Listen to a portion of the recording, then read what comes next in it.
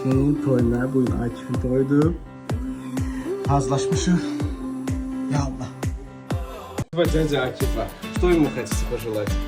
Чтобы хорошо провел свадьбу со своей супругой, прекрасных ему дней со своей женой. Да?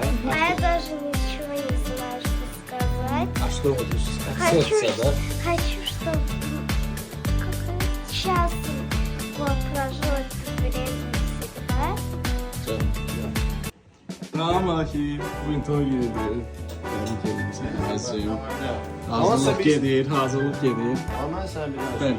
Mən də istəyirəm ki, mənim dostum bu kameramendən yaxşı mənim toy gününü çəkə bilər. Təklif edirəm ki, Haydi. fotografın pulun əlinə alaq Aha. və çəkilişi özümüz aparaq. Nədir bu? 250 manat qabaq çıxır. O bir də flash kartı vermə yadından çıxmaz. Yadından çıxmasın. Başüstü. Cevizler yığıb, hazırlaşır.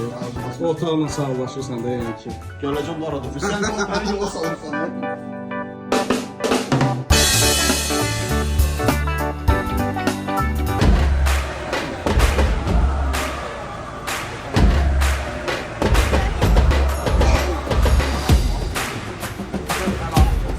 Harika. Gedə bilər.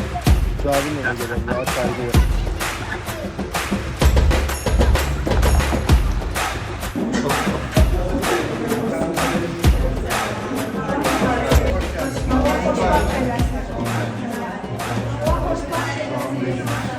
Allah sizi qoşa bir yerdə mehriban, xoşbaxt və uzun ömürlü eləsin.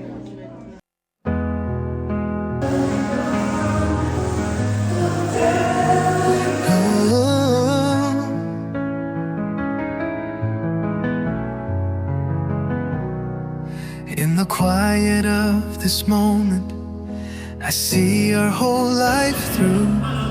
Every step I've ever taken has led my heart to you.